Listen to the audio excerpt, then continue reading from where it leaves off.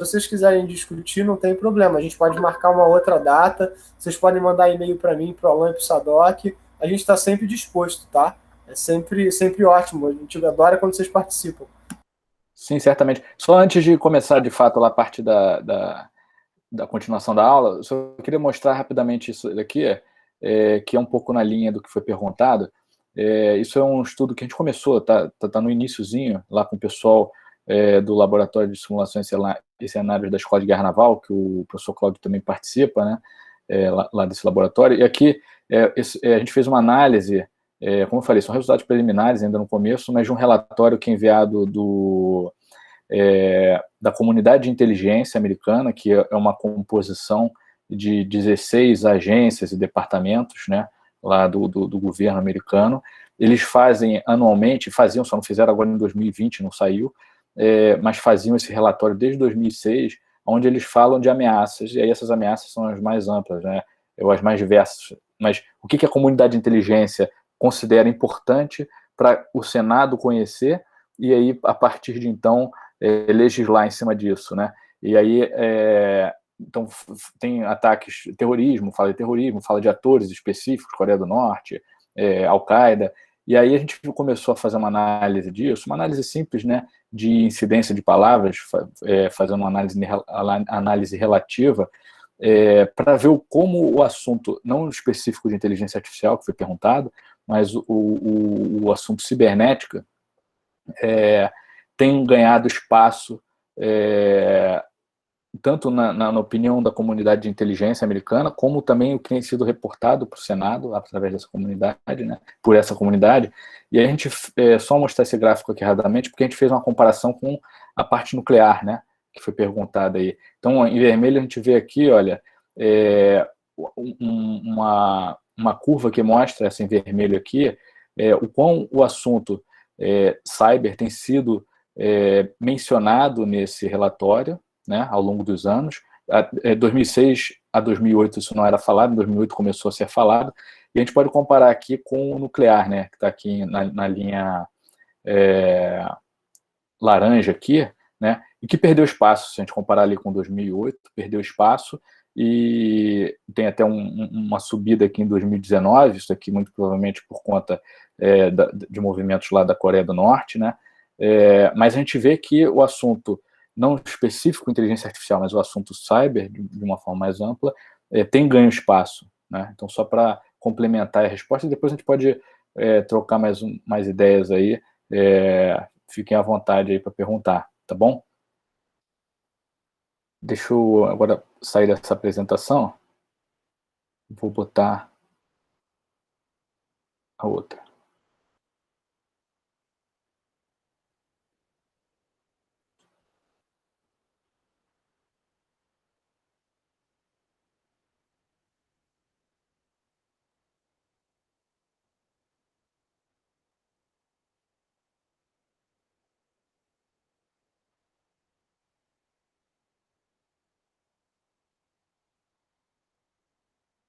Estão vendo aí?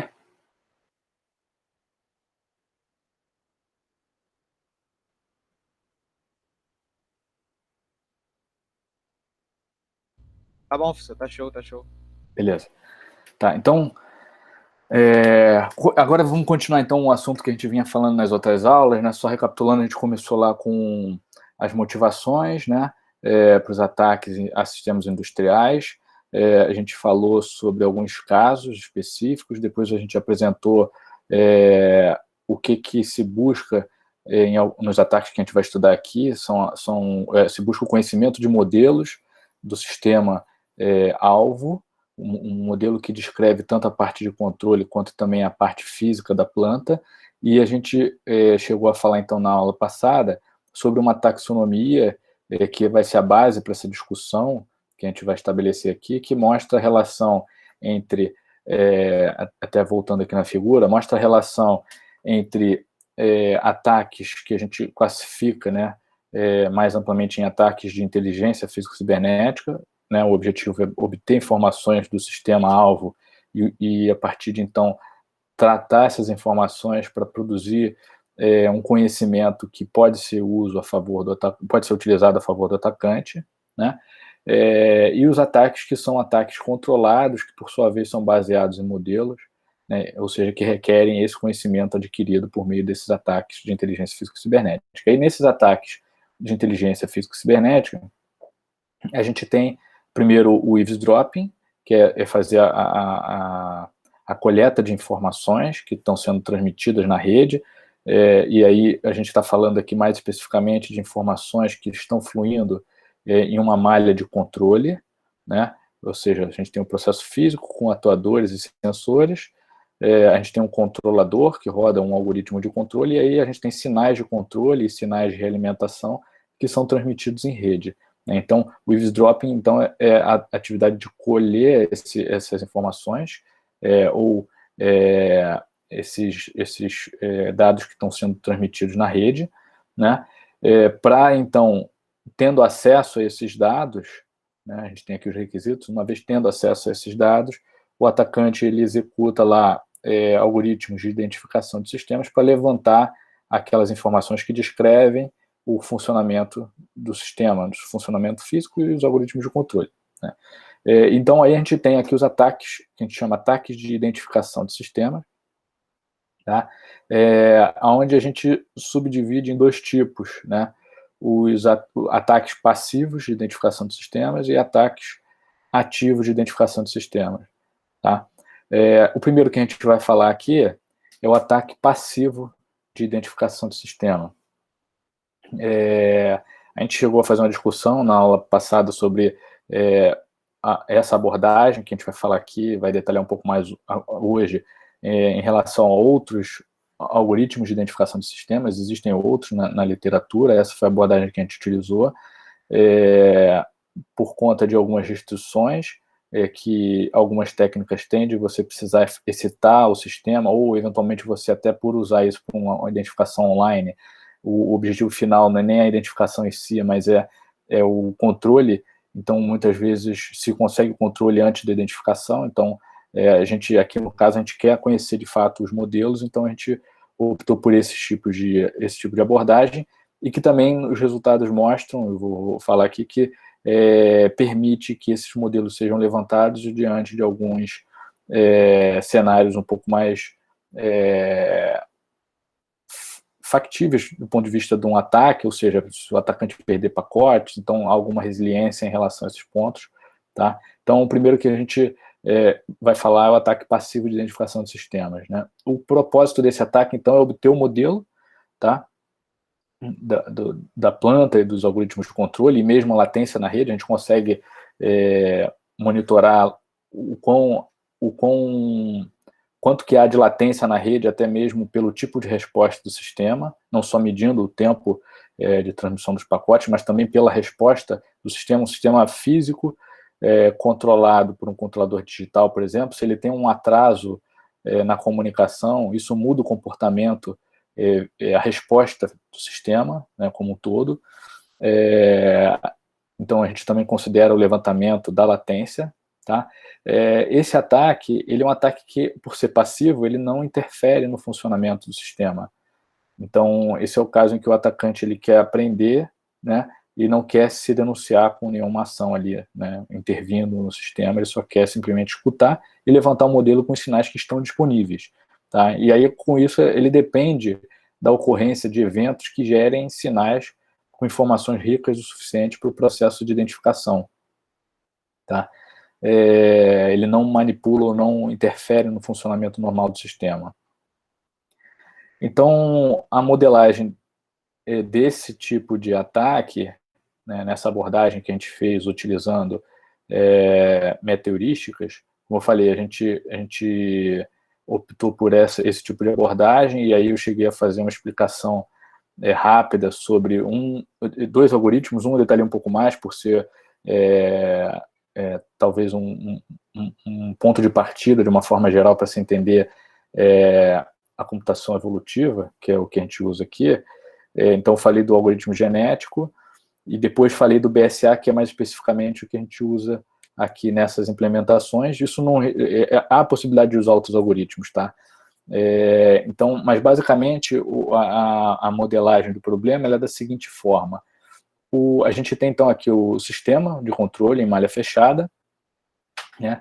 Então, o atacante, para identificar um dispositivo desse sistema, e aí esse dispositivo pode ser um controlador aqui, ou uma planta, né? Ele faz o eavesdropping, ele colhe os sinais de entrada e saída de um determinado dispositivo, né?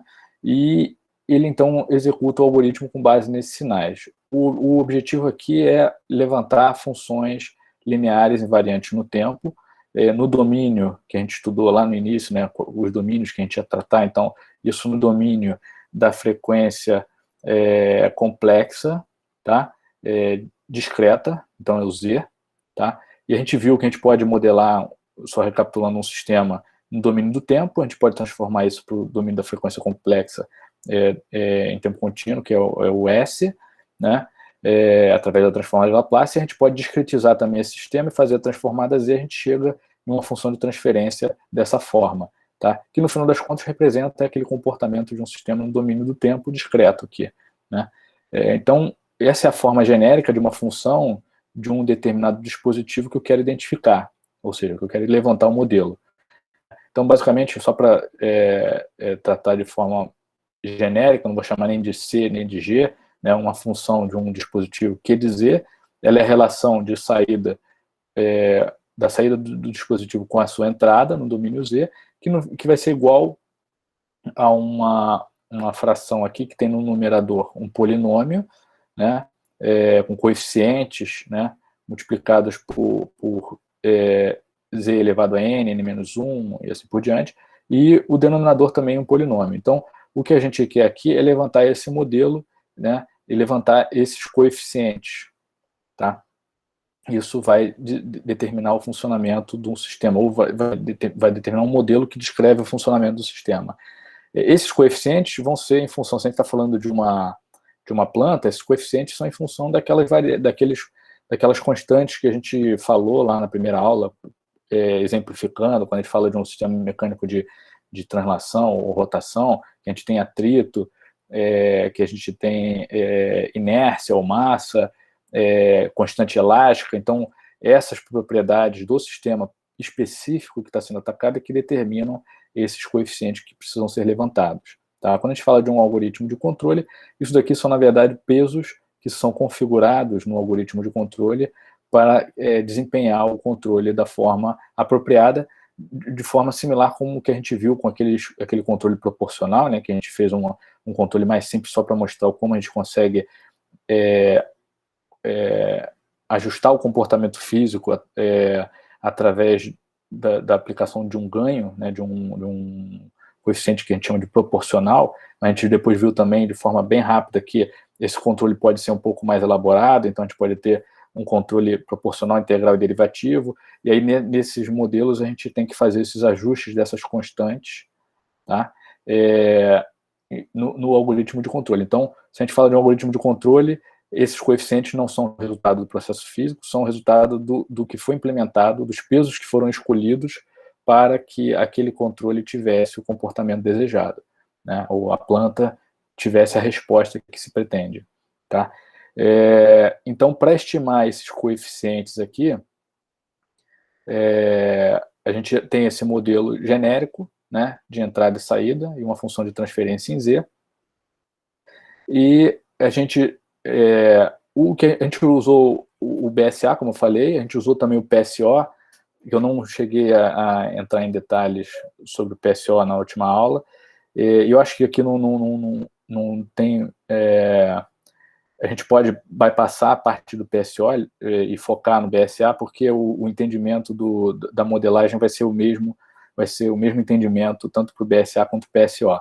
Tá? O BSA, nos resultados, apresentou nas simulações, apresentou resultados melhores, então, por isso que eu dei preferência à explicação dele aqui. Bom, então, utilizamos aí o BSA, que é uma meta-heurística bioinspirada, classificada como um algoritmo de computação evolutiva, e basicamente, então, a gente tem aqui os sinais I de K, que é a transformada inversa de I de Z, o que o atacante captura na entrada do dispositivo. A gente tem o O de K, que é a transformada Z inversa do sinal O de Z, que é a saída, esses sinais, então, eles são capturados em K, tá? Durante um período T, e nesses resultados que eu vou mostrar aqui, a gente considerou cenários em que o atacante perde informações que estão sendo transmitidas na rede. Então, a gente foi incrementando as perdas de pacotes, né, do ponto de vista do atacante, para avaliar o quão o algoritmo conseguia ser acurado na identificação do modelo. Tá? A estratégia utilizada aqui, no caso de perda de amostras, foi que o algoritmo ele retém o valor da última amostra recebida. Tá? Então, se eu perco uma determinada amostra K, eu uso para aquele... Na identificação, eu uso o valor de K-1 naquele momento K. E alguns algoritmos, principalmente aqueles algoritmos que eu falei de identificação em tempo real, eles não são feitos para esse tipo de problema. Aqui, quando a gente está fazendo identificação offline, a gente pode admitir isso. E os resultados, como eu vou mostrar aqui, foram bons. Tá? Então, com esses sinais capturados, em cenários com perda ou sem perda, né, o que a gente faz é o seguinte: a gente designa para um indivíduo do BSA, né, eu falei, o BSA é um algoritmo que trabalha com uma população de indivíduos, né, então o que a gente quer identificar aqui, o que a gente quer levantar é o modelo, né, esse modelo aqui, ou seja, a gente quer identificar esses coeficientes, né. Então, basicamente, a gente define, para usar essa abordagem de meta-heurística, a gente define a coordenada do indivíduo como sendo esse conjunto, as coordenadas como sendo esses conjuntos de coeficientes aqui. Então, um indivíduo J, ele vai ter coordenadas, se eu estou falando de um modelo genérico desse, em que eu quero identificar, o indivíduo J ele vai ter coordenadas ANJ, AN-1J, assim por diante. Então, cada indivíduo vai ser descrito num espaço de busca multidimensional, e o número de dimensões são o número de coeficientes que eu quero encontrar. Ele vai ser descrito, ele vai representar, cada indivíduo, as coordenadas desse indivíduo vão representar um conjunto de coeficientes de uma função de transferência, que é o que eu quero levantar, genérica. Tá? Então, esses coeficientes são as coordenadas do indivíduo J, do BSA, em um modelo genérico, se eu pego esse modelo genérico e atribuo esses coeficientes de um indivíduo a esse modelo genérico e aplico a entrada capturada nesse modelo genérico, eu vou ter uma saída. Tá? Esse sinal de saída é que vai ser avaliado para comparar com o sinal de referência que foi capturado no sistema, para ver se aquele modelo está próximo ou se está distante do modelo real. Tá? Então, a gente, para calcular a aptidão de um indivíduo, basicamente, a gente faz a comparação do sinal de saída que foi medido no sistema real, tá? Pode K, com o sinal de saída que é obtido no modelo estimado, que tem, por sua vez, como coeficientes as coordenadas do indivíduo, tá? Em face da aplicação do mesmo sinal que entrou no sistema real, né, o mesmo sinal é aplicado aqui no sistema estimado. Então, isso vai fazer com que, se os coeficientes do indivíduo J, né, do BSA forem iguais aos coeficientes do modelo real, né, isso vai fazer com que essa saída aqui, em face da mesma entrada, vai ser exatamente igual àquela que o modelo real entrega. Então, o somatório dessa diferença entre esses dois sinais tende a zero, ou seja, o que eu quero aqui é minimizar a aptidão do indivíduo, é um problema de otimização que busca o mínimo global e que a gente sabe por aqui que ele vai ser igual a zero quando não tenho perdas, tá? Do ponto de vista do atacante. Aqui a gente divide por N, que é o número nesse somatório aqui a gente divide por N, que é o número de amostras que o atacante capturou no período em que ele ficou fazendo o eavesdropping, um período de duração T, tá? Até aqui tá legal, pessoal? Alguém tem alguma pergunta?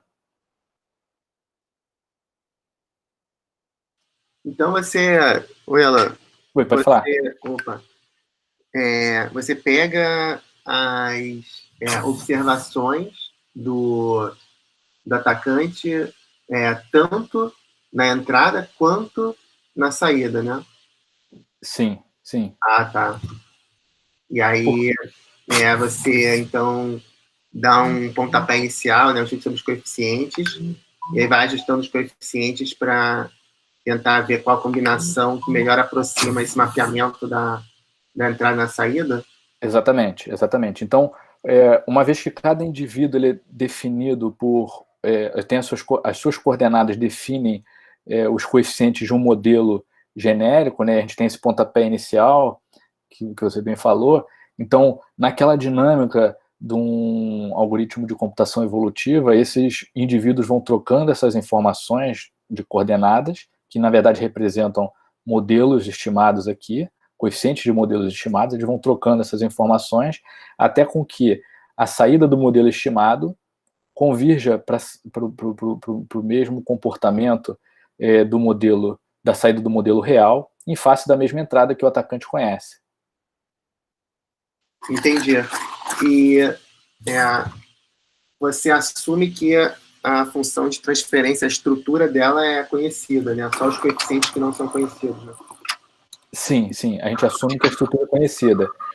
Depois, quando terminar aqui, eu vou falar um pouco sobre isso, porque alguns resultados preliminares mostram que a gente poderia estabelecer uma dinâmica para tentar fazer essa identificação sem o conhecimento do modelo. A gente não chegou a fazer isso ainda, mas resultados preliminares mostram um caminho que poderia ser usado. Tá? Mas nesses resultados que eu vou mostrar aqui, a gente conhece a estrutura. Também muito boa pergunta.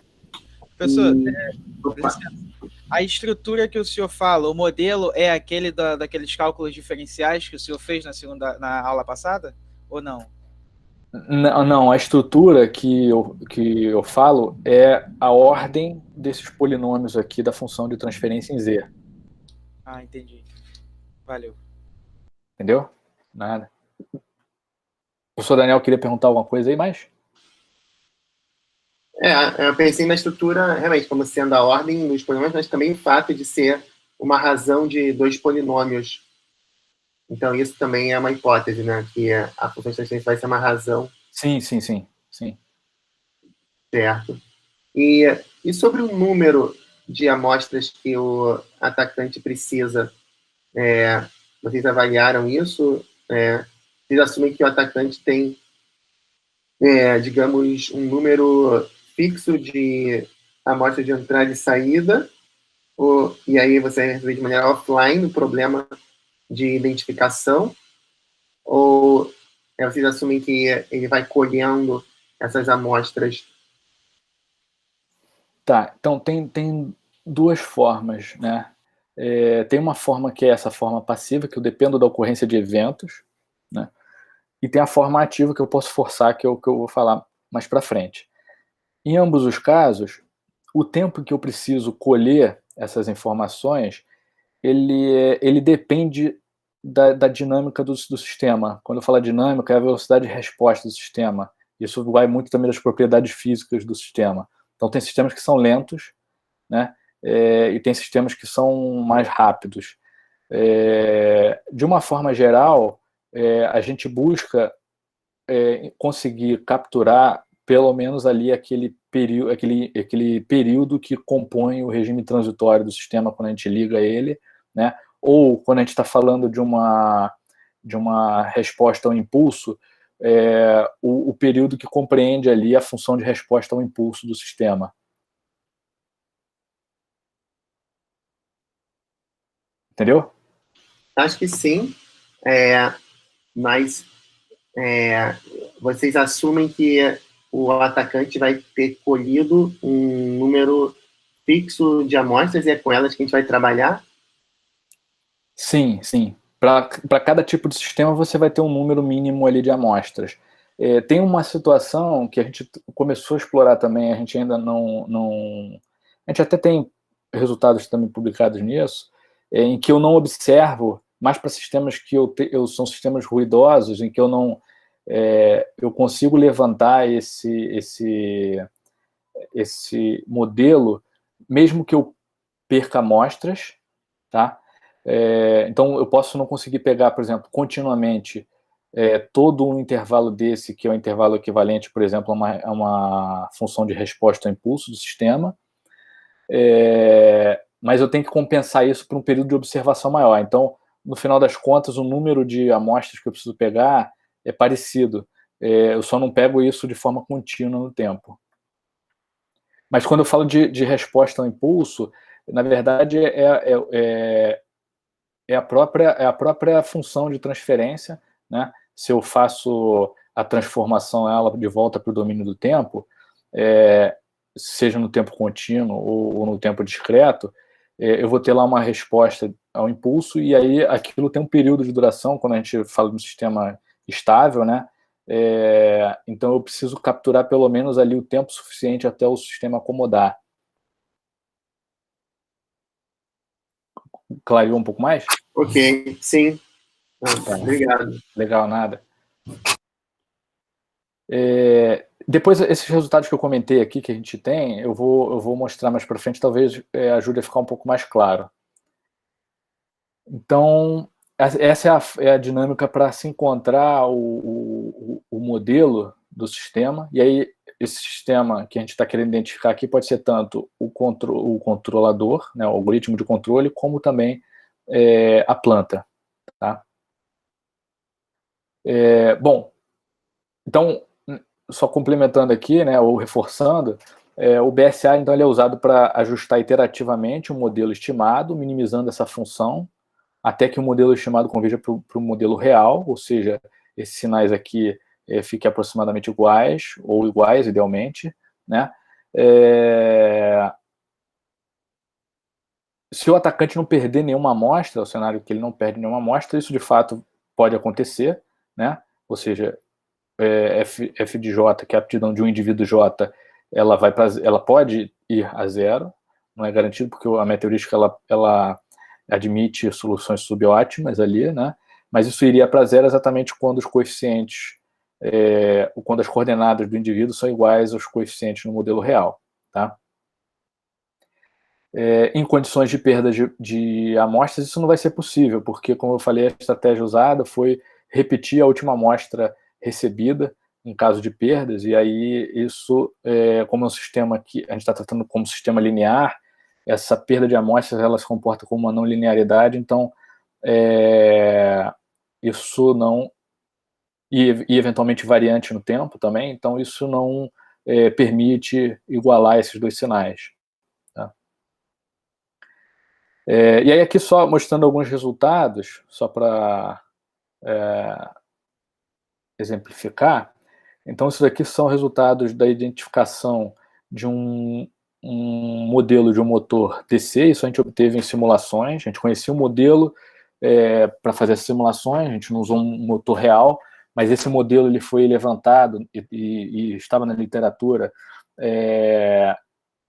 com base em um motor DC real, né?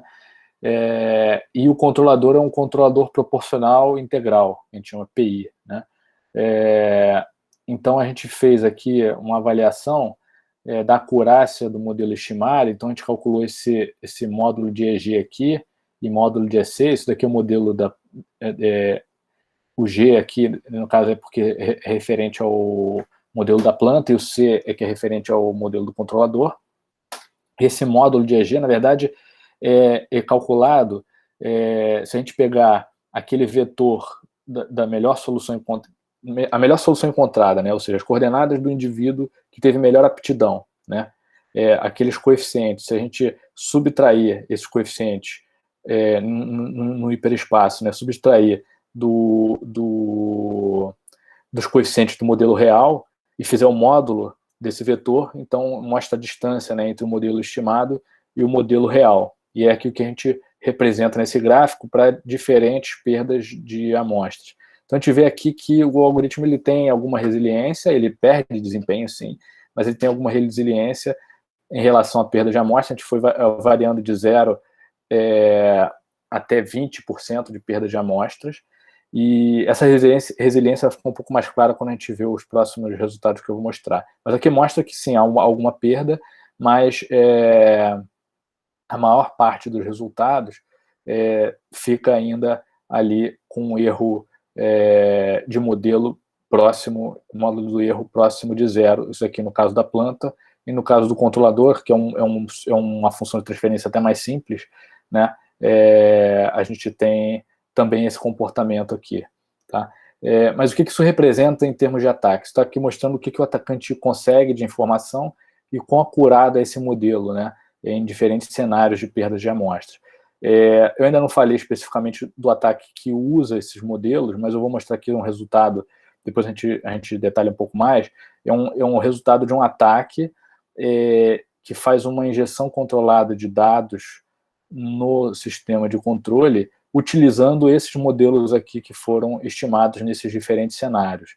Então, só para a gente ver o quanto isso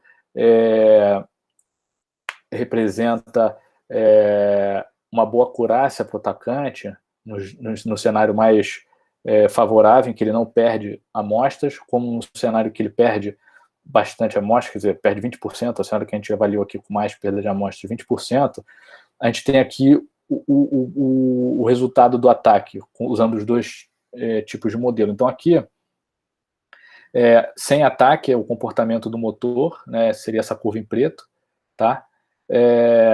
E aí tem o ataque que o atacante estima com base no modelo que ele obteve, é a curva em azul, e o que ele consegue de fato quando ele aplica aquele ataque no modelo real, que é a curva em vermelho. Então, sem perdas, está bem próximo aqui, mas a gente vê que mesmo quando ele estima um modelo com 20% de perda de amostras, o ataque que ele planeja com base nesse modelo com menor acurácia aqui nesse caso, porque teve essas perdas de amostra, ainda assim ele consegue ficar próximo do que ele de fato consegue no modelo real. Então,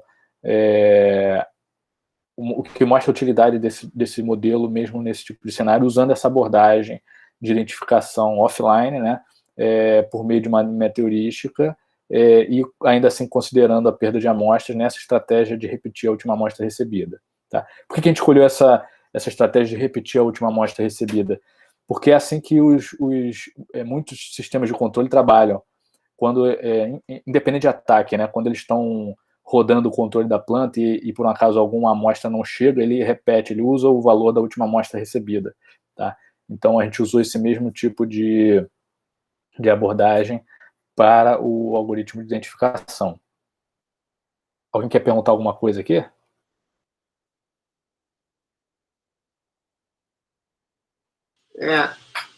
Sim, pode falar. Uma dúvida aqui é que você distinguiu antes lá entre o controle, né, no slide anterior, eu acho,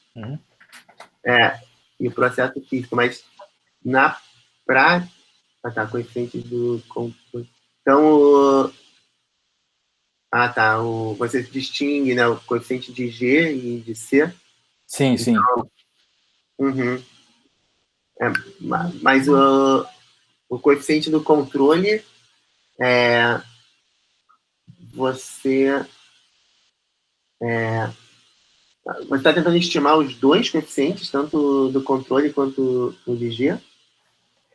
Então, aqui, na verdade, G, eu vou ter um conjunto de coeficientes e eu estimo separadamente através da observação de entrada e saída na planta. Sim.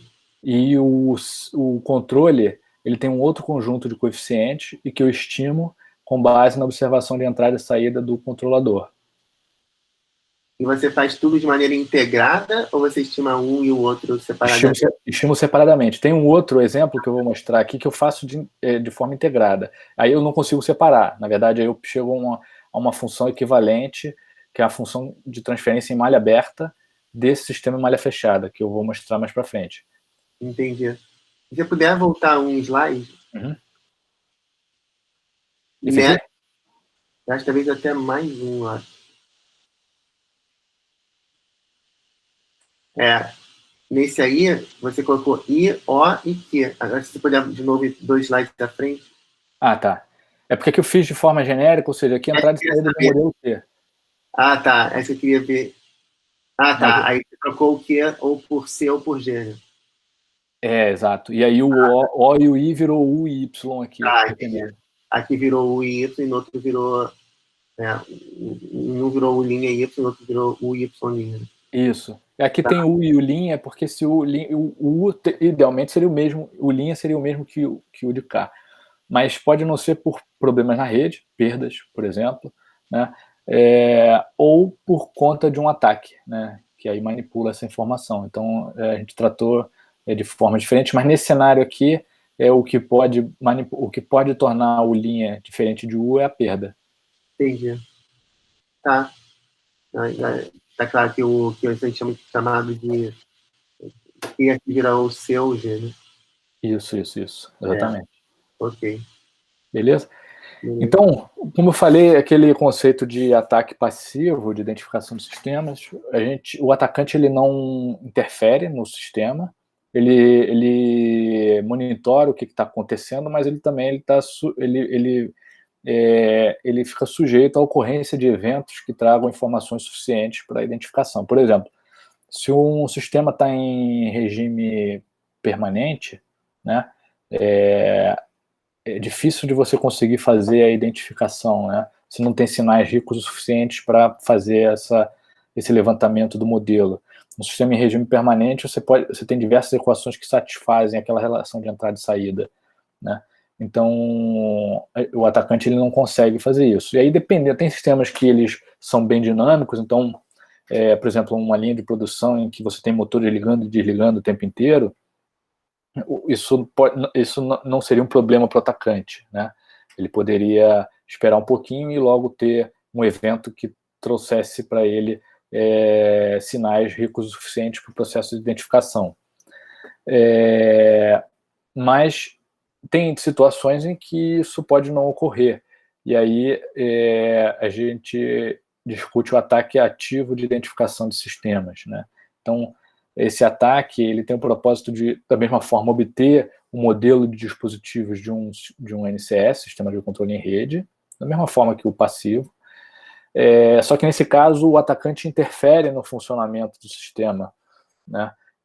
Isso seria uma estratégia usada pelo atacante quando ele não pode esperar pela ocorrência de sinais com informações ricas o suficiente para o processo de identificação, tá? Então, esse é o segundo tipo de ataque aqui, de identificação que visa obter os modelos para os ataques controlados. Aí eu venho para um outro, ao mesmo tempo que eu apresento aqui o ataque ativo, vou apresentar uma outra abordagem de identificação que vai um pouco na linha da pergunta do professor Daniel, onde eu faço a modelagem de uma função de transferência que representa o conjunto de função de controle e processo físico controlado, que é o que a gente chama aqui de G de Z nesse exemplo. Eu mudei aqui um pouco as letras, para facilitar eu deveria ter acertado e deixado tudo alinhado, né? Mas eu chamei aqui o processo de P de Z, eu chamei a função de controle de C de Z, e a função G de Z representa o produto dessas duas funções, como se fosse uma coisa só, tá? Que é o que a gente chama de função de transferência em malha aberta aqui, tá? Mesmo o sistema estando em malha fechada, esse produto aqui é a função, é chamado de função de transferência em malha aberta do sistema, tá? Então aqui o atacante ele vai se estabelecer aí como man in the middle. No exemplo aqui a gente está mostrando ele fazendo esse papel no enlace aqui de realimentação, tá? E ele vai injetar um sinal de ataque, ADK, que o objetivo desse sinal de ataque é excitar o sistema, né?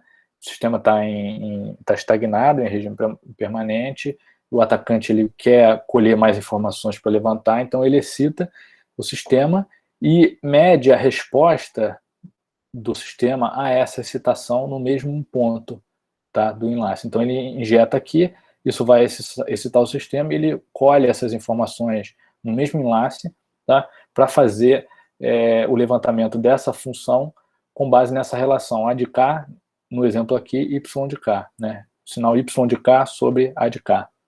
Tá? Então, o objetivo aqui é estimar os coeficientes da função de transferência linear invariante no tempo em malha aberta, tá? Que é o resultado G de Z, resultado do produto de C e P, e que descreve esse sistema de controle em rede aqui. Tá? Então, para injetar, o atacante injeta A de K, para excitar o sistema e estimar G de Z, o atacante injeta A de K e mede a resposta. E aí, o ataque ele se dá em 3 etapas. Então, a primeira etapa é a injeção do sinal de ataque. Tá? Na segunda etapa, ele faz o eavesdropping do sinal Y de K para obter a resposta do sistema em função da injeção de A de K. Então, aqui, na verdade, eu vou ter um somatório, uma resposta que ela é o resultado do somatório, como um sistema linear invariante no tempo. O Y de K, naturalmente, ele é composto pela resposta do sistema em regime normal, né, ou seja, mesmo quando o ataque não está ocorrendo, somado à resposta do sistema em face da injeção do sinal de ataque. Então, aqui esse sinal Y de K ele vai carregar essas duas componentes, né, de resposta. Então, nessa segunda etapa, eu preciso extrair desse sinal, para eu poder fazer a identificação, eu preciso extrair desse sinal a parte que corresponde ao funcionamento normal do sistema. Então, esse ataque ele ocorre quando o sistema está em regime permanente, e esse valor natural do sistema, quando ele está em regime permanente, ele pode ser conhecido pelo atacante. Basta ele medir como está aquela resposta em regime permanente, e ele subtrai, é o que a gente chama aqui de Q, ele subtrai essa parcela que ele mediu do sinal Y de K para obter, então, o YA de K, que é a resposta do sistema em função da injeção de A de K. Tá?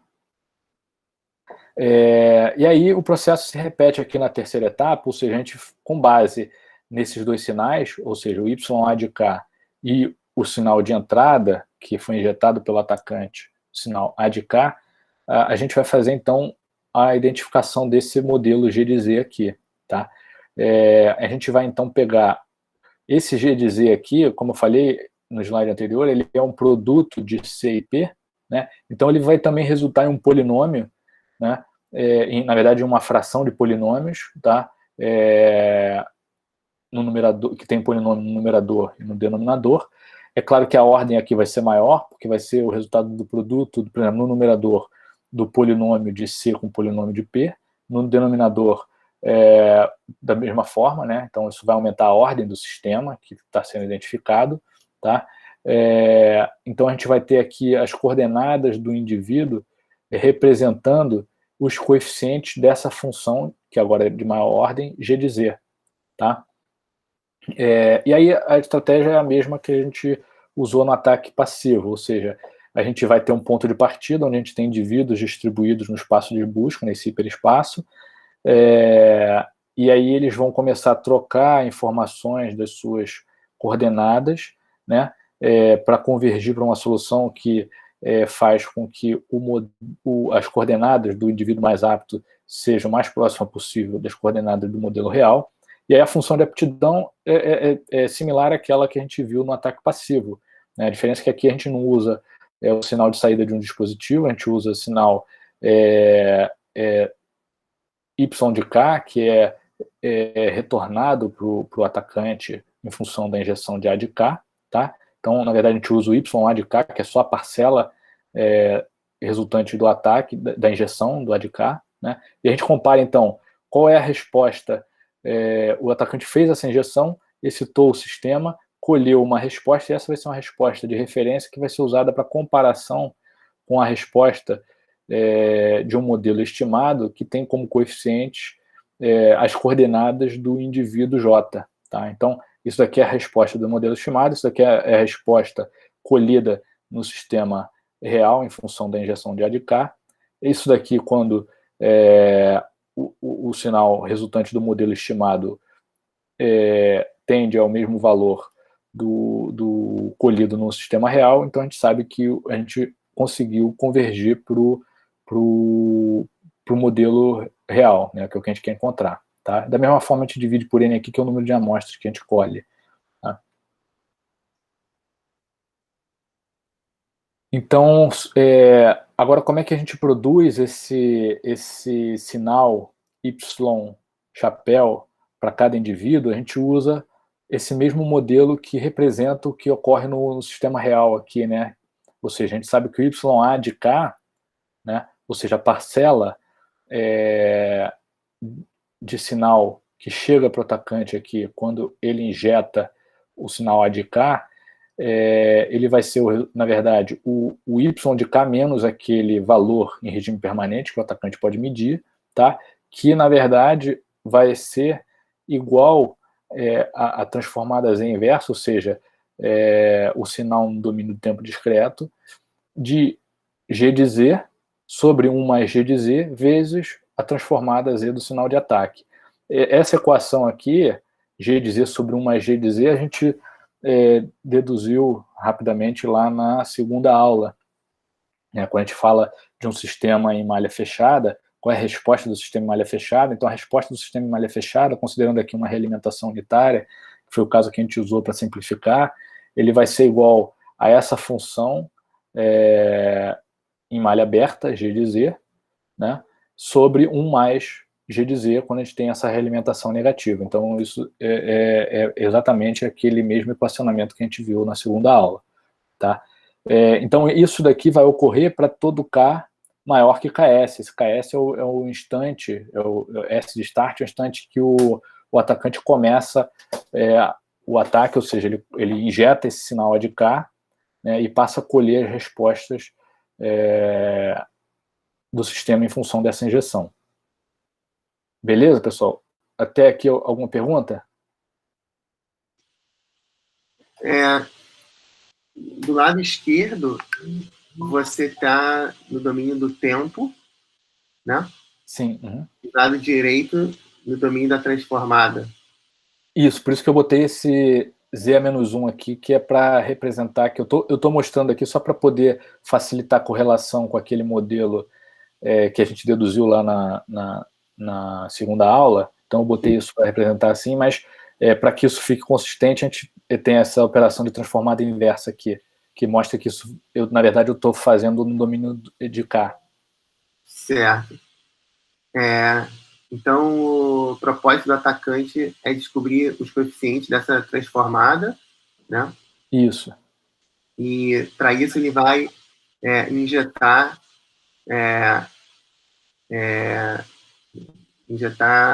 entradas, né, no sistema. Uhum. E uma coisa que eu não entendi muito bem é se a escolha das entradas que ele vai colocar no sistema, se isso também faz parte do problema ou se isso é assumido que é dado. Tá, então, isso é uma boa pergunta também. A escolha desse sinal de ataque aqui, a gente busca sinais que sejam furtivos, né? Ou seja, já que eu vou ter que excitar o sistema, eu quero excitar de forma que eu não me denuncie, né? O ideal seria a gente fazer o passivo, mas o atacante decidiu por fazer um ativo porque ele não quer esperar. Então, esse sinal de ataque aqui, que a gente usa, é um sinal de impulso, tá? Porque não só ele tem uma duração curta, né? Duração de uma amostra ali, né? Quando a gente fala em sistemas no domínio do tempo discreto, como também se a gente fizer a análise em frequência desse sinal, ele se aproxima de uma distribuição em frequência, ali, uma distribuição uniforme, né? O que ajuda esse sinal a se confundir com ruídos que eventualmente podem existir no sistema. Então, o tipo de sinal que a gente usa aqui é um sinal de impulso, que se mostrou suficiente para fazer uma boa identificação. E que, na verdade, vai trazer a resposta ao impulso desse G de Z aqui, né? Que é o próprio G de Z.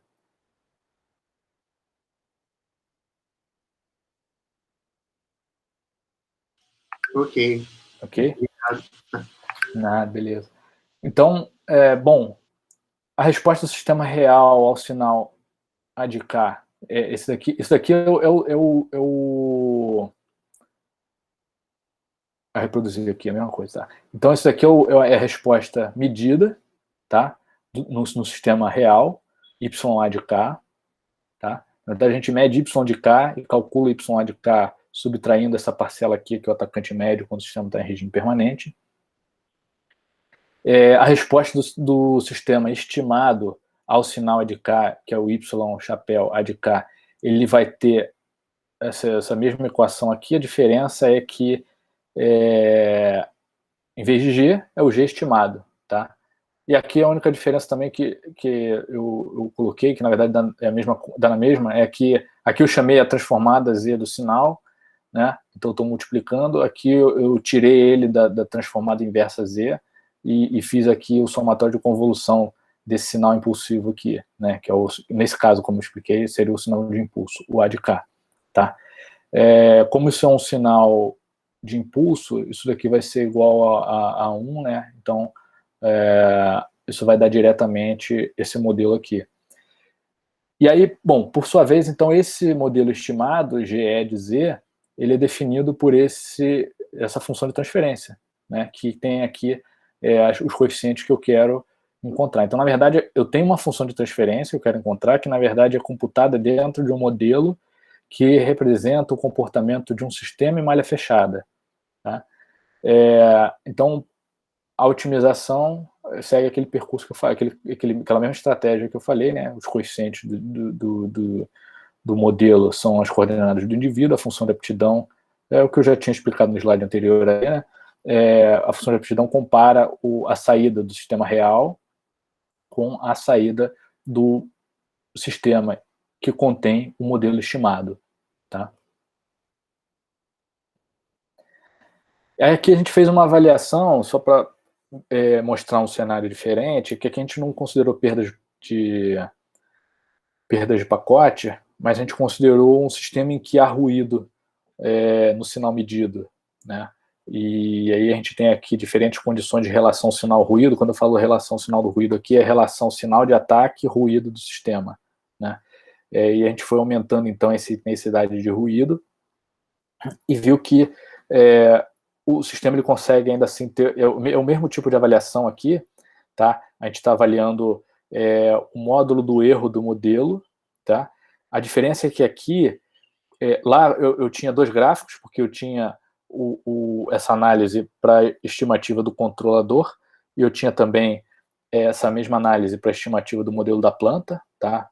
Estou me referindo a esse slide aqui, né? Então era feito de forma independente. Aqui eu tô fazendo a estimativa de um modelo que é um modelo resultante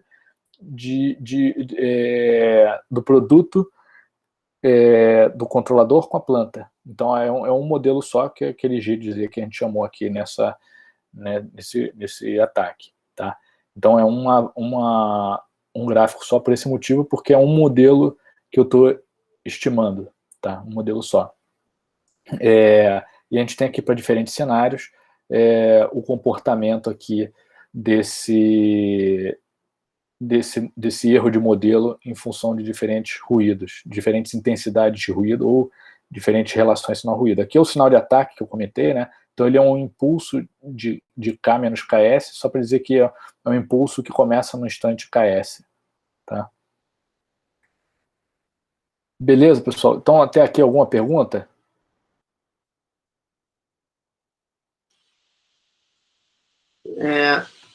Quando você diz que a entrada do atacante vão ser impulsos,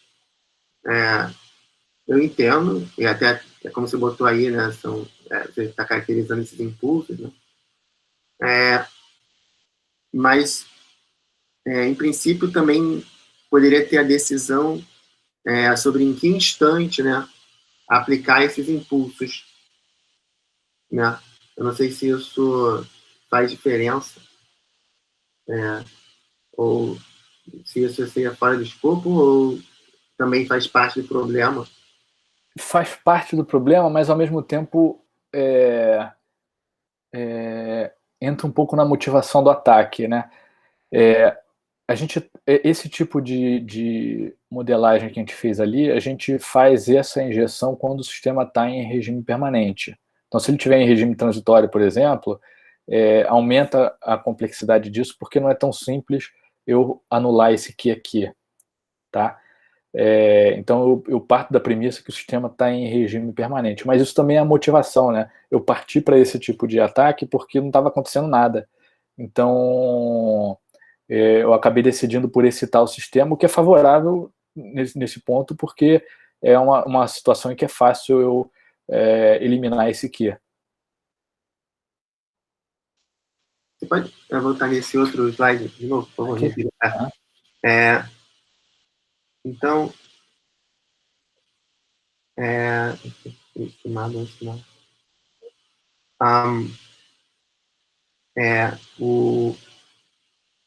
o impulso que aparece no próximo slide. Pode agora pro próximo slide.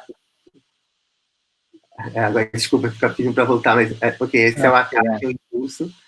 Esse aqui lá ficou diferente ali. Entendi. Então, entendi. Aí você está fazendo a convolução do impulso, como você falou, né? Isso. Com o sistema padrão, né? Isso. Entendi. Pode falar.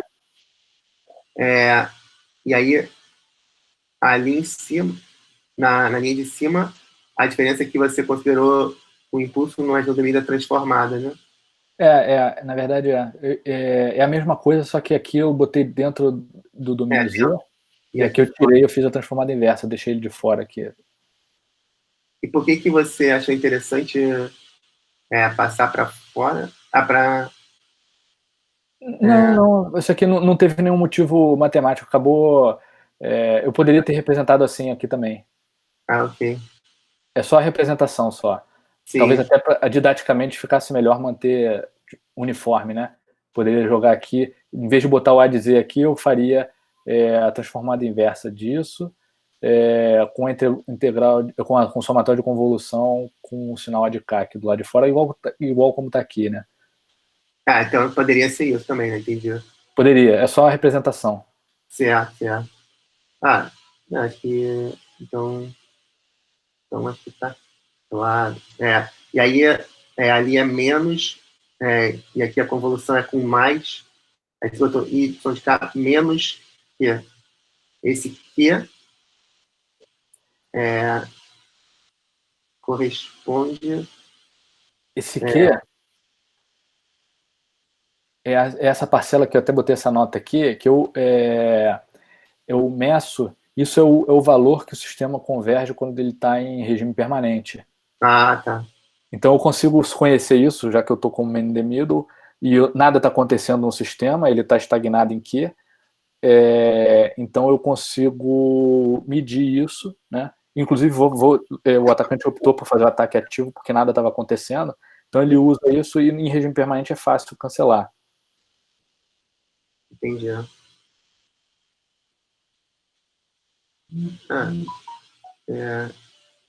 Ok. Então, entendi. A de cima é o real. Isso.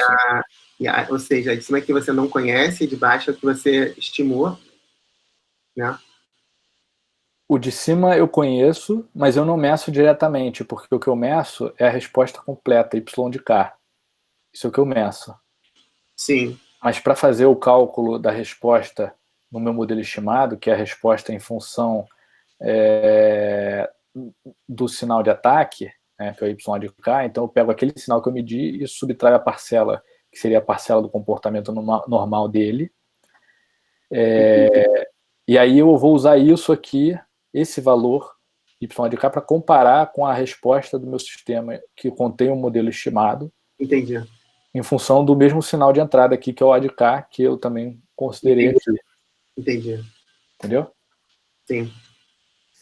Legal, beleza. Alguém tem mais alguma pergunta aqui em relação a isso, não? Ou também em relação ao outro ataque, algum ponto aí que eu tenha passado rápido, que tenha ficado... Então, a diferença é que nesse ataque você tem esses impulsos, né? E no ataque anterior você estava só observando, então você não tinha injeção de nada no sistema. Exatamente, Aqui a gente trabalha com, na verdade, é um impulso só que a gente aplica. Sim. É um impulso. No fim das contas é só um, realmente, né? Isso. Sim. E aí, até para trazer um pouco mais para próximo dos conceitos de segurança mais relacionados aí à criptoanálise, a gente pode fazer uma analogia, né, que talvez ajude um pouco a ter esse entendimento, né? A gente pode fazer essas analogias aqui com os ataques de criptoanálise, né? Esses ataques passivos e ativos de identificação do sistema. Então, a gente pode entender, né, de forma análoga aqui, que o ataque passivo de identificação de sistemas ele é análogo a um ataque non-plain text, né, na criptoanálise. Ou seja, a gente pode considerar, no ataque passivo, o que o atacante faz? Ele mede entrada e saída, né? Então a gente pode considerar a entrada análoga aí ao texto simples, a gente pode considerar a saída análoga ao texto cifrado. A gente tem um algoritmo de criptografia, né, que seria análogo àquela estrutura que a gente tem de uma função de transferência, né, aqueles polinômios, né, dispostos aqui nessa fração aqui. E a chave criptográfica, ela seria análoga aqui aos coeficientes reais que eu pretendo encontrar, né, do modelo genérico QDZ. Então, essa é a analogia que a gente pode fazer com um ataque não plain text. No ataque ativo de identificação do sistema, a gente pode fazer uma analogia com um ataque chosen plain text. Ou seja, a gente tem ali a gente escolhe o texto simples, né, o sinal de entrada, ou seja, a gente tem um sinal de cá que a gente pode escolher e injetar no sistema. Isso é análogo ao texto simples que é escolhido no chosen plain text. A gente tem uma saída YA de K, que o sistema entrega em função da injeção de A de K, e esse YA de K ele é análogo ao texto cifrado, né? O algoritmo de criptografia, da mesma forma, é essa estrutura que modela esse sistema em malha fechada, né? E a chave criptográfica modela esse sistema em função de uma determinada entrada, e a chave criptográfica ela é análoga aqui aos coeficientes reais que eu quero encontrar daquele modelo que, nesse caso aqui que a gente exemplificou, é composto tanto pelo controle quanto pela planta, né, os coeficientes de G de Z. Tá? Então, a chave criptográfica seria análoga aos coeficientes reais de G de Z. Beleza? Achei muito legal essa analogia. Mas eu confesso que tem uma coisa que ainda não está muito clara para mim, que é o seguinte. Olhando para essa analogia, quando você tem a possibilidade de escolher o seu texto, provavelmente você vai escolher de maneira estratégica, né, para você obter informações que você gostaria, né, digamos, no mínimo possível de tempo, né? Então, talvez você pegue,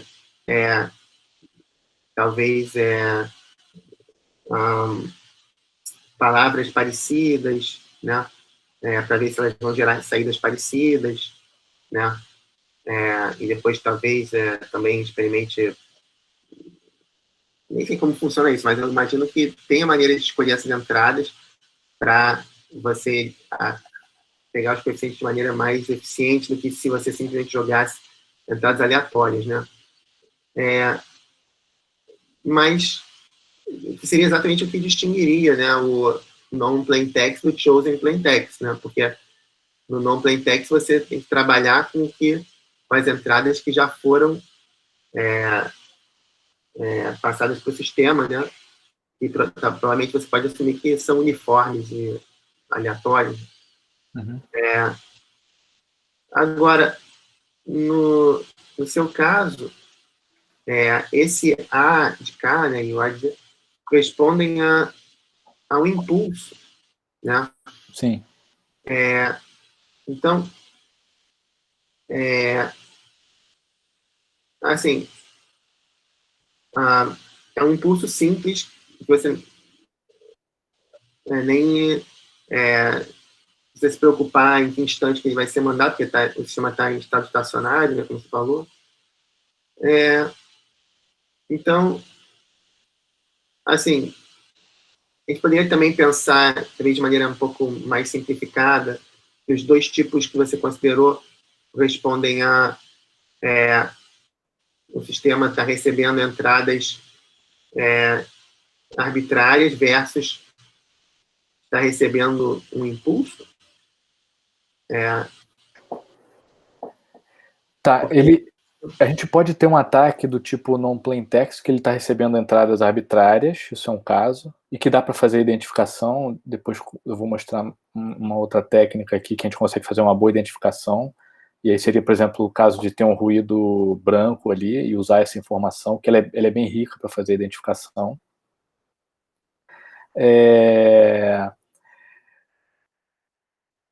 Ou a gente pode trabalhar com sinais que não são ruidosos, mas que são sinais que carregam, como eu falei, essas informações que são suficientes para o processo de identificação. Então, por exemplo, quando você tem uma entrada degrau, né, no sistema, e você mede a resposta disso observando esse período, pelo menos do intervalo do regime transitório ali, você consegue informações ricas o suficiente para a identificação, né?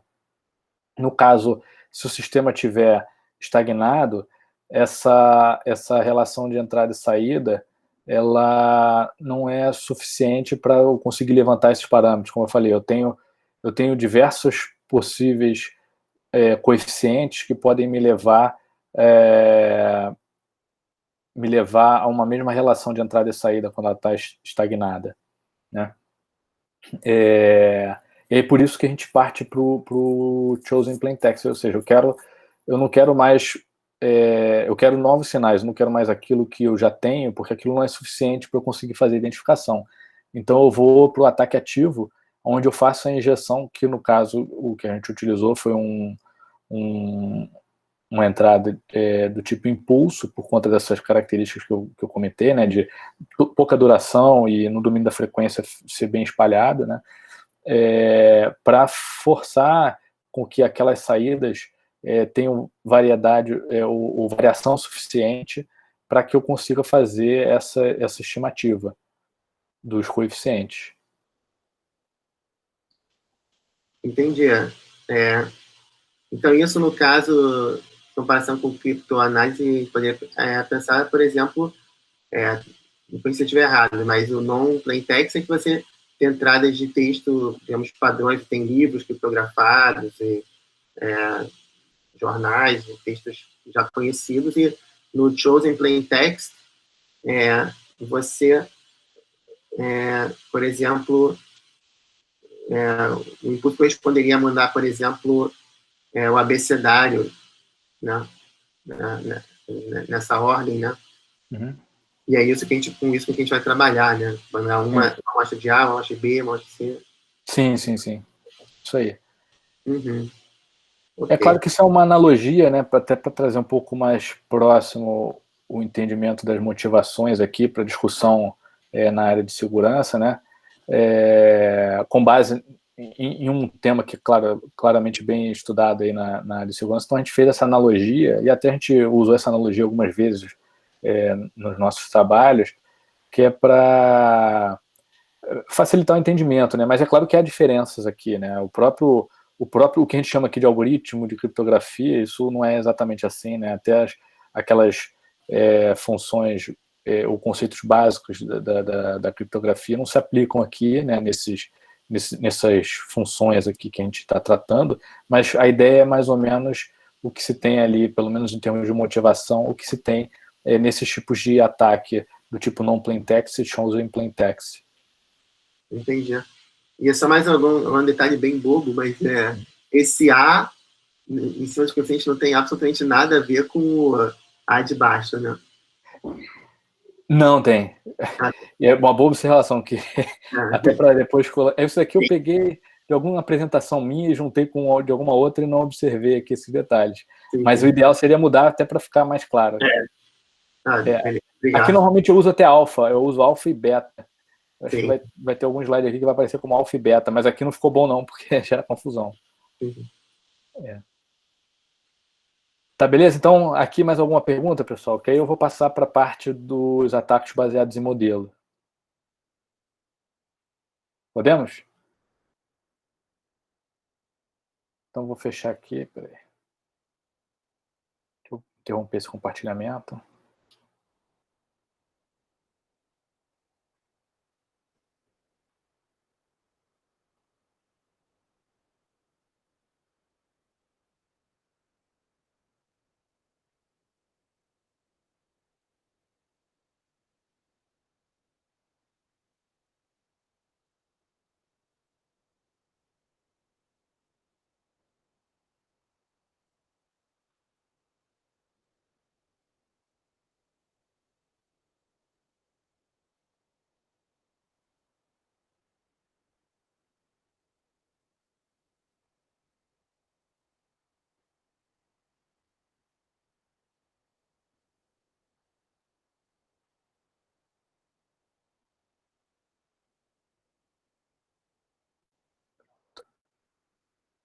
Tá, então, aqui eu vou começar a parte de ataques baseados em modelos. Provavelmente a gente não termina essa parte hoje, a gente ainda vai precisar falar sobre isso na aula seguinte, na aula de terça-feira. Mas agora, basicamente, vocês estão vendo aí a apresentação? Sim, estamos sim. Legal. Então, basicamente, o que a gente vai falar agora é, tudo bem, eu conheci o modelo, o que eu faço agora com esse modelo, né? O que o atacante pode fazer? E aí, depois dessa discussão do que ele pode fazer, a gente vai pensar nas contramedidas, né? Como mitigar isso, né? Como tentar mitigar isso. Então, sobre ataques baseados em modelos, eu vou falar aqui sobre o ambiente de simulação, porque aqui o propósito não é só mostrar esses conceitos e essa discussão em relação a ataques de identificação de sistemas, ataques baseados em modelos e contramedidas, mas também mostrar ferramentas que vocês podem utilizar tanto para estudar esse tipo de ataque quanto outros, quando a gente fala de sistemas, ataques a sistemas de controle em rede, né? Então que vocês conheçam essas ferramentas. Então vou falar rapidamente aqui do ambiente de simulação. Depois eu vou falar de ataque de injeção de dados controlado.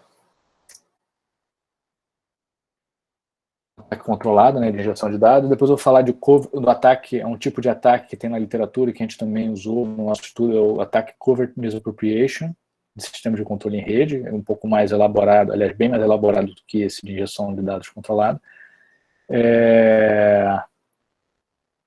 Se bem que aqui é errar mesmo, porque é a injeção. E ataque de perdas de dados controlada, tá? Bom, primeiro falar aqui sobre o ambiente de simulação. O ambiente de simulação que a gente usou foi o Simulink do MATLAB, né? E também o próprio MATLAB.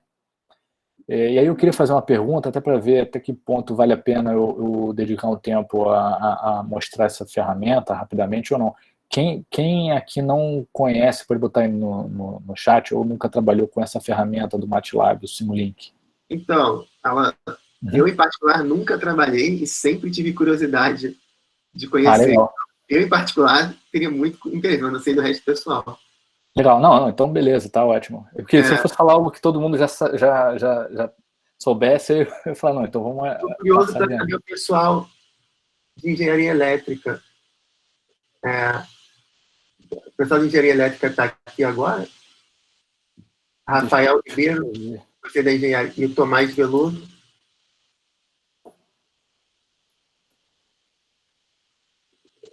Eu sei que tem alguns, eu não gravei os nomes. Bom, tem pessoal aqui respondendo, diz que nunca viu, não conhece. Bom, então vale a pena a gente falar assim, com certeza. Conheço outras linguagens, tá, mas MATLAB não. Tá bom, Leonardo também nunca viu. Eu não me lembro agora quem é que aqui é da elétrica e eletrônica. Eu sei que tem que na outra aula teve bastante gente falando e perguntando que era lá da elétrica e eletrônica. Eu estou abrindo aqui meu MATLAB, meu computador normalmente tem muita coisa aberta, então ele fica meio lento. Mas está abrindo aqui. Eu acho que é melhor interromper esse compartilhamento e compartilhar minha tela cheia. Vai ficar melhor, porque o MATLAB ele vai abrindo outras telas e aí pode ser que acabe não aparecendo alguma coisa para vocês. Então, peraí. Vou compartilhar a tela inteira.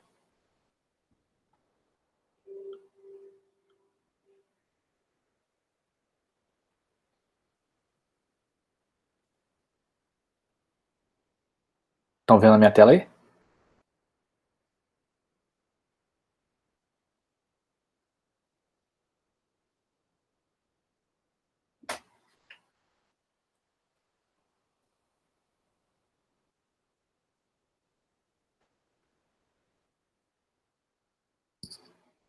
Pessoal, estou vendo aí? Ainda não. Agora sim. Apareceu, tá, beleza. Eu pensei até que tinha travado aqui, porque ficou mudo. E ele estava abrindo aqui, o MATLAB estava meio lento, pensei que tinha travado. Bom, aqui, esse aqui é o MATLAB, né? MATLAB, a gente pode dizer que ele é uma linguagem de alto nível, né? Bem simples, fácil de usar. Eu particularmente gosto bastante de usar o MATLAB, o pessoal da área de controle lá também costuma usar bastante. Então a gente tem, só para falar rapidamente aqui, a gente tem um ambiente aqui em que a gente escreve o código. O MATLAB ele tem uma área que a gente chama aqui, que é o workspace, é como se fosse uma mesa de trabalho. Então, quando a gente roda um determinado código, diversas variáveis são salvas na forma de vetor ou matriz aqui nesse workspace, por exemplo, né? Então, se eu fizer, por exemplo, aqui A igual, vou criar aqui um vetor A igual a 1, 2, ele vai ficar aqui no workspace, tá? Quando eu rodo alguns códigos na forma de função, eu não consigo acessar o workspace diretamente, então eu tenho que passar essas variáveis, né, quando eu chamo função. Tá? Isso aqui, na verdade, é um navegador de arquivos. Tá? E o Simulink em si, a gente carrega pelo MATLAB, ele é uma ferramenta do pacote, né? Mas ele tem uma interface diferente, então é uma programação gráfica, o Simulink. Né? Então eu vou abrir aqui, olha, o Simulink para que vocês possam conhecer rapidamente, né?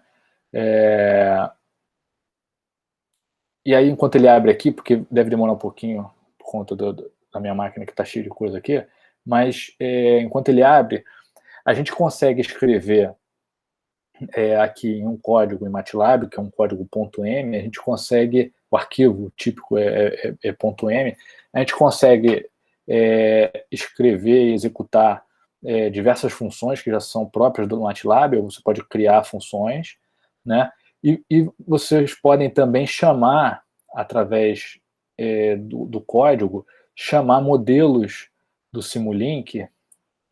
Deixa eu abrir aqui uma pasta que tem aqui um modelo.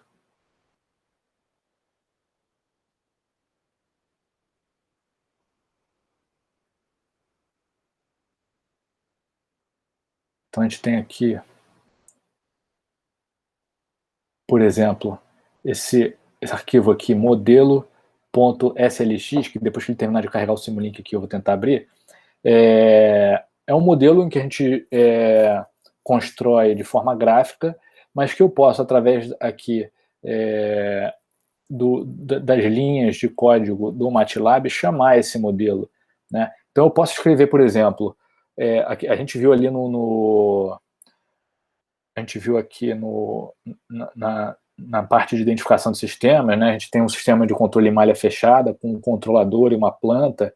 Eu posso escrever esse modelo, né, através de linhas de código. Eu posso definir uma função de transferência como função de transferência no MATLAB, ou eu posso também escrever ela como uma função recursiva, ou seja, uma função que pega estados passados e faz um somatório, uma soma ponderada desses estados passados para chegar a um valor atual. Isso é uma forma de implementar uma função de transferência através de funções recursivas. Eu posso fazer isso numa linha através de código, mas eu posso também, através dessa programação, chamar um modelo que tem esse modelo programado, configurado através de bloquinhos gráficos, né? O que facilita bastante a programação. É claro que quando a gente passa a usar o Simulink, a gente torna a execução mais lenta. Quando a gente não está muito preocupado com isso, não quer desempenho, mas quer ter flexibilidade de fazer as alterações usando blocos que já estão pré-programados, isso é vantajoso. Agora, quando a gente quer desempenho, eu quero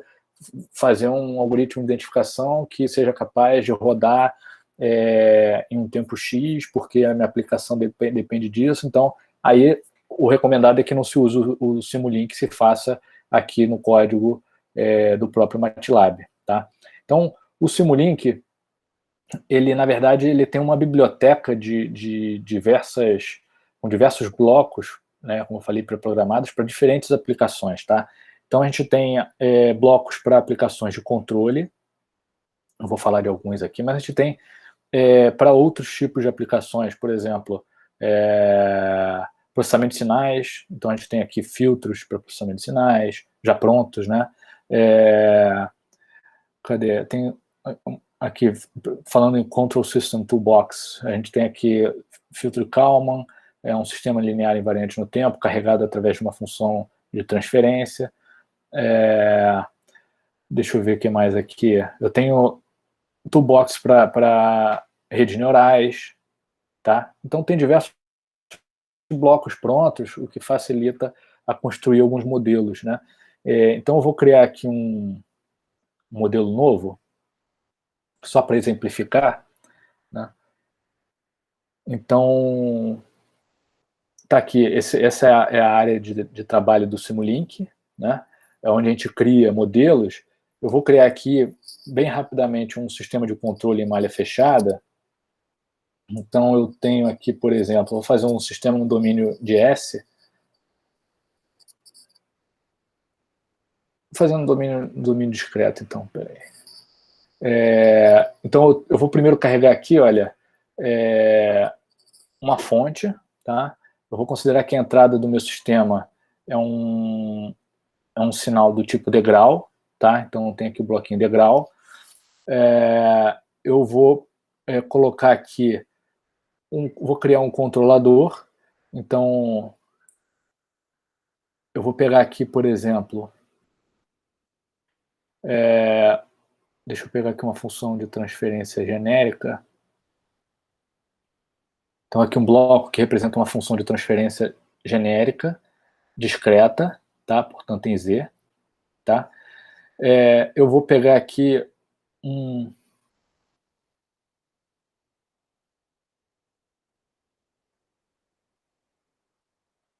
bloquinho de soma, tá? Para fazer aquela realimentação, tá certo? Isso aqui é só para mostrar como é que é o ambiente. Depois vocês vão poder, tendo aí o MATLAB e o Simulink instalados, né, vocês vão poder exercitar isso. Então, eu tenho aqui a parte que vai formar a realimentação do sistema. Eu vou pegar aqui um outro bloquinho discreto para fazer a planta.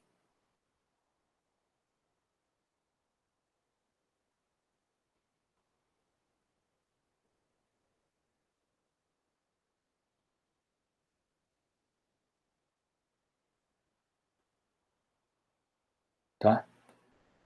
Vou montar a realimentação. Vejam que é simples, né, comparado. Se eu tivesse que escrever isso, formando isso, por exemplo, se eu fosse fazer isso com funções de transferência, no MATLAB, isso não seria tão complicado, seria um pouquinho mais do que essa programação visual aqui, né, com essa interface. Se eu fosse fazer com funções recursivas, ia dar um pouquinho mais de trabalho. Bom, então eu tenho aqui uma entrada, tem um controle com a realimentação, uma saída. Eu vou fazer a alteração dos parâmetros aqui, tá? Eu vou só botar mais um bloco aqui, 2 blocos, que é blocos aqui de medição de sinal, tá?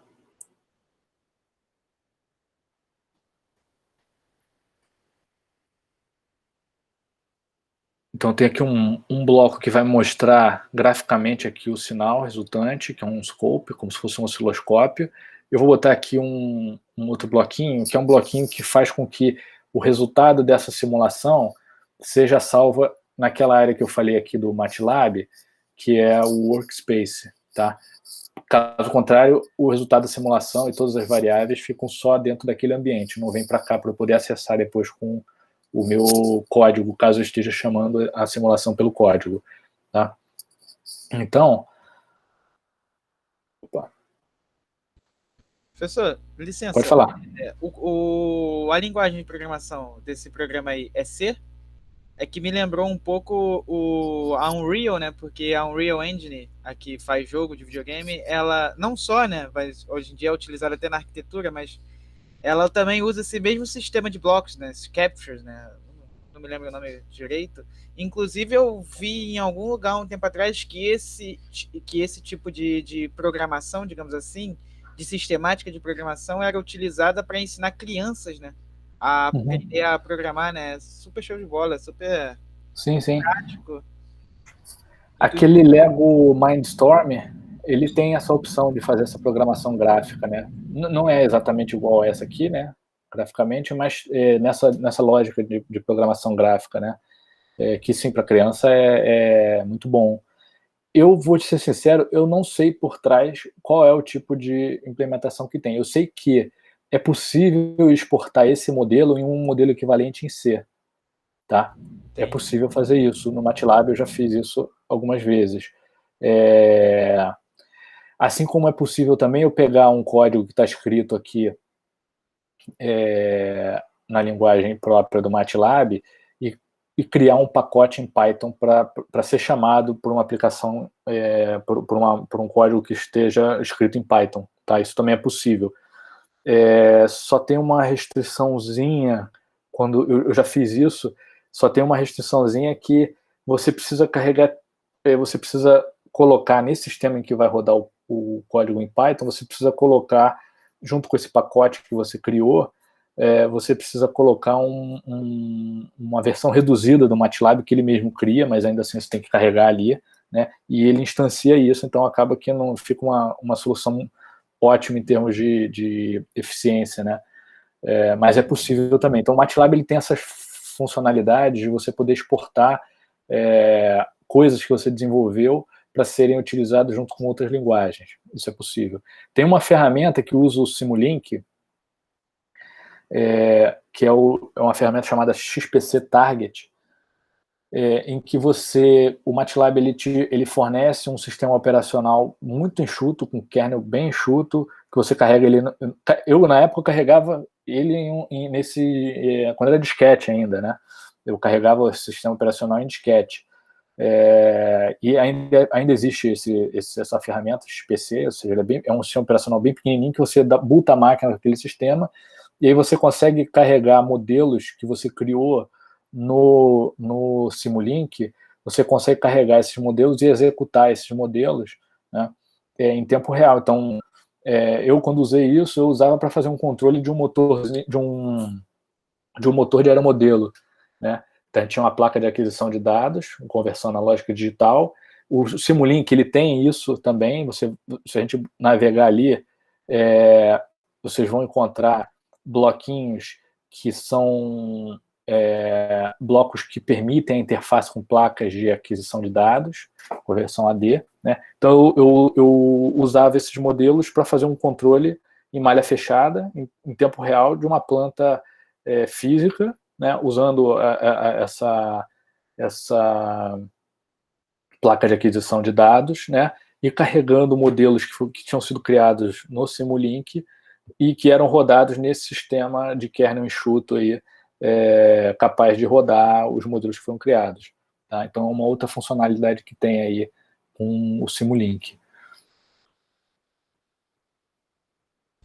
Só por curiosidade, o senhor falando, me veio essa pergunta, pode ser uma pergunta meio besta, mas tem como a gente, sabendo o funcionamento do sistema, fazer aquele processo de repetição por uma simulação montada no Simulink e mandar? Qual o processo de repetição? Aquele que o Stuxnet utilizou para manter... um replay? Isso, o replay. Tem como a gente sabendo qual é o processo de... o processo do sistema que a gente quer atacar, a gente remontar esse processo num programa como esse e lançar ele como replay? Já que tem como exportar esse sistema para uma linguagem de programação, né? Então, teoricamente, teria como fazer uma espécie de gambiarra, né? Sim, em parte sim, quer dizer, o ataque replay, ele, na verdade, você não precisa nem criar um modelo, você grava as informações e reproduz aquelas informações. Eu digo aquele ataque replay que foi implementado lá no Stuxnet, né? Então você não precisaria de um modelo para isso. Você precisaria, se você quisesse orquestrar isso com esse replay com ações maliciosas na planta que dependem de alguma dinâmica ou lógica específica, né? Aí você poderia criar essa lógica usando, por exemplo, o Simulink. Tem um ataque que eu vou mostrar que ele é mais esperto do que esse replay do Stuxnet, que é aquele ataque que eu mencionei ali, que é o Covert Misappropriation, em que a gente faz uma arquitetura de blocos, vamos dizer assim, né? Ou arquitetura de funções de transferência, em que a gente consegue manipular o sistema, mas desfazer o resultado dessa manipulação no sinal que volta para o controlador sem fazer um replay, né? Ou seja, utilizando dados do sistema real. A gente vai entender melhor isso um pouco mais para frente. Mas isso, uma coisa é o que eu vou construir aqui em termos de modelo de tratamento dos dados, né, que serão injetados ou manipulados, né? A outra coisa é como eu vou implementar aquilo em um sistema real, né? Então, para eu implementar aquilo em um sistema real, eu tenho que conseguir encontrar formas de explorar vulnerabilidades específicas daquela arquitetura que está sendo utilizada, para aí, então, numa camada, vamos dizer, acima, eu gerar esses dados e fazer com que aquilo chegue aos dispositivos que estão sendo atacados, né? O que quer dizer é o seguinte: eu posso ter um ataque a uma rede Profinet, que é uma que eu vou abordar mais para frente, tá? Hoje não vai dar tempo para ficar para a próxima aula, mas é um tipo de rede industrial que tem algumas características, e a gente tem um modelo de ataque que é a forma com que eu vou manipular ou modular o comportamento do sistema, tá? Só que para transformar essa estratégia de manipulação ou de modulação do comportamento do sistema, transformar isso em algo que de fato chegue na prática para uma planta com uma tecnologia que está sendo utilizada, como, por exemplo, o Profinet, eu tenho que fazer eu tenho que, como até usando o termo que você falou, eu tenho que fazer essa gambiarra, né? Ou seja, eu tenho que pegar esse modelo que foi criado, pode ser criado no Simulink, né? E fazer com que isso converse com um código que vai, de fato, interferir num protocolo de comunicação, tá? Ocorre que nem sempre o que a gente faz aqui no Simulink é vantajoso na hora de se implementar. Aqui serve para a gente poder fazer análises, né, e provas de conceitos, simulações, mas para colocar isso na prática, você tem perda de desempenho se você usa essa abordagem de pegar um modelo em Simulink e criar um pacote, por exemplo, que vai ser chamado por um código em Python, né? Então, se você tem uma comunicação de sistema de controle e que você tem uma taxa de amostragem muito curta e você precisa receber aquele pacote, como man in the middle, fazer os cálculos em cima daquela informação que você recebeu e transformar aquilo em um outro sinal que vai ser injetado na rede. Depois você tem que pegar aquilo, encapsular, né, colocar em um pacote, um quadro, jogar de volta na rede e aquilo ser transmitido. Você tem que fazer isso tudo em um tempo muito curto. A melhor forma de se desenvolver isso do ponto de vista de um atacante não seria utilizando uma ferramenta como essa, né? Porque isso você vai sobrecarregar o sistema, você vai ter que ter um MATLAB instalado, ou você vai ter que carregar essa versão que eu chamei de reduzida do MATLAB para poder chamar através de um Python, por exemplo, né? O que pode não ser prático. Então, essas são as considerações que eu faço. Se você tem um sistema que o intervalo de amostragem é longo, né? Aí você pode eventualmente até pensar em fazer isso. Mas para intervalos curtos, que você tem ali milissegundos, às vezes, para fazer todo o cálculo de ataque entre cada amostra, isso pode não ser a melhor abordagem. Beleza? Entendi, beleza, show de bola. Tá, então aqui só para a gente poder finalizar aqui com essa simulação, né? Então eu criei aqui esse modelinho, um modelinho simples, tá? Eu vou botar aqui então o step, né, o degrau, ele vai começar no instante 1 segundo, tá? Step time é quando ele começa. O valor inicial dele é 0, o valor final é 1, ou seja, ele é um degrau unitário, tá? Ele vai subir, depois vai ficar, como está na figurinha aqui, ele vai subir de 0 para 1, nesse instante 1. Eu não vou nem mexer nesses parâmetros. Eu vou mexer alguns aqui, mas eu não vou mexer com o compromisso de fazer um sistema estável, só para mostrar como a gente configura aqui. Então, essa é uma função de transferência, né, genérica, tá, que pode representar tanto um algoritmo de controle como uma planta. Tá? E como é que eu configuro essa função de transferência? Aqui eu escrevo os coeficientes do polinômio do numerador e do denominador. Então, por exemplo, eu tenho aqui um numerador com o coeficiente 1, tá? Então, ele não é nem multiplicado por z elevado a 0, então vai dar 1, né? É o primeiro coeficiente ali. E o outro aqui de baixo está 1 mais meio, né? Eu vou botar aqui com um sistema de maior ordem, só para vocês poderem perceber a modificação da função.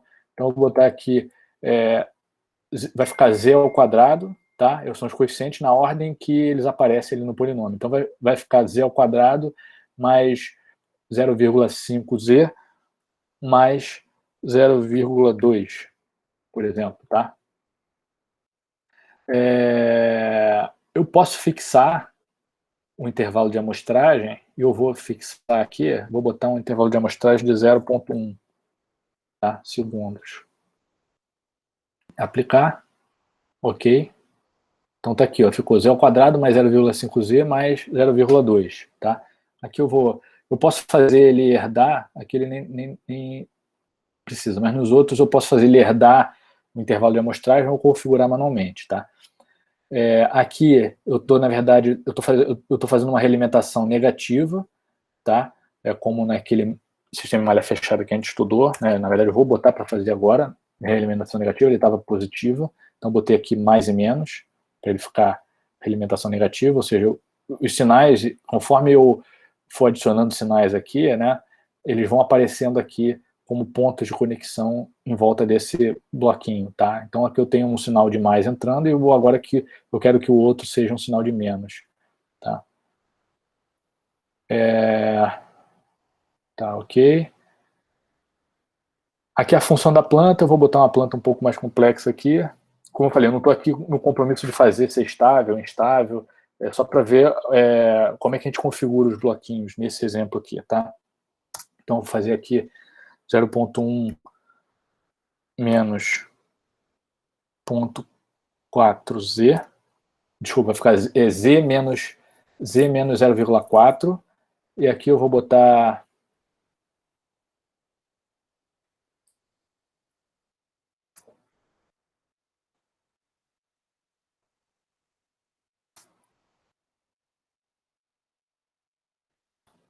fiz aqui um sistema de terceira ordem aqui, só para ficar diferente. Vou aumentar só para a gente poder ver aqui os valores, tá? Faltou aqui, ponto 1, taxa de amostragem, ponto 1.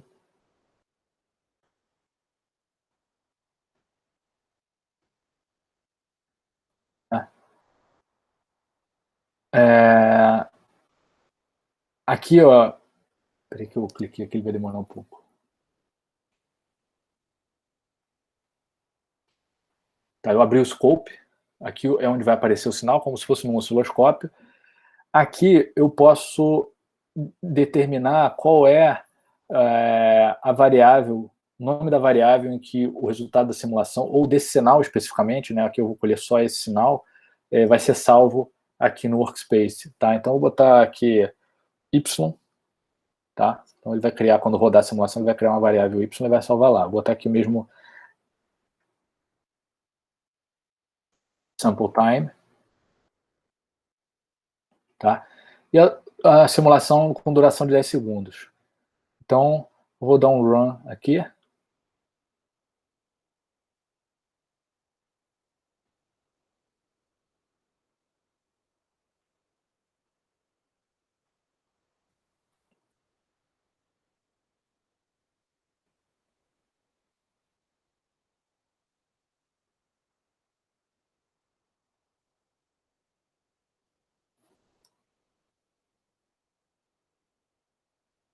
Tá aqui. Então, isso daqui é a resposta do sistema, tá?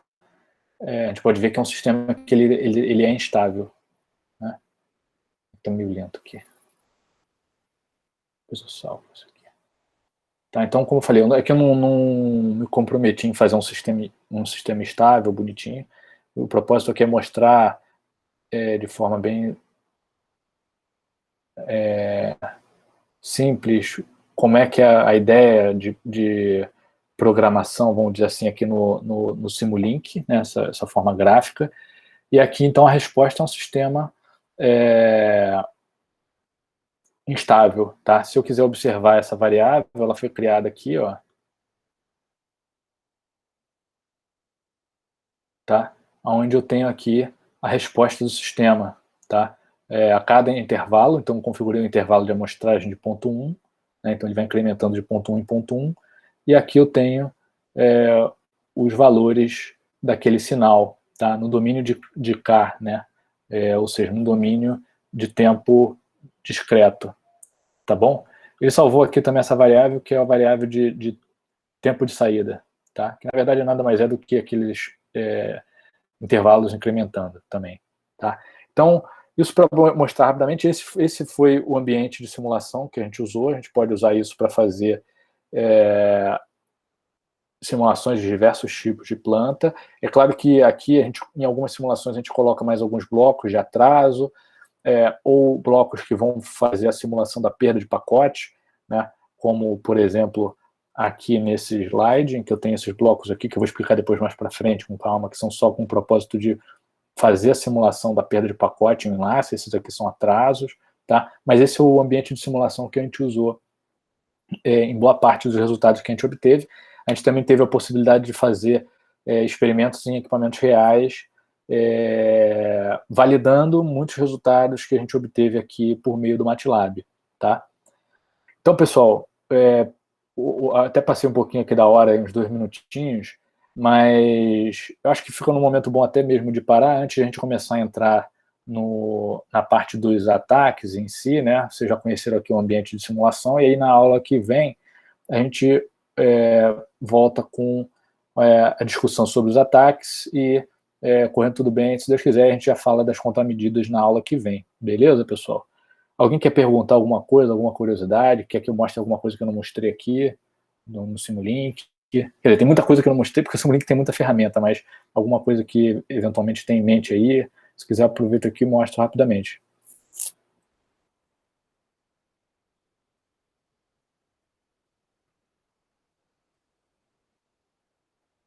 Beleza, então, pessoal?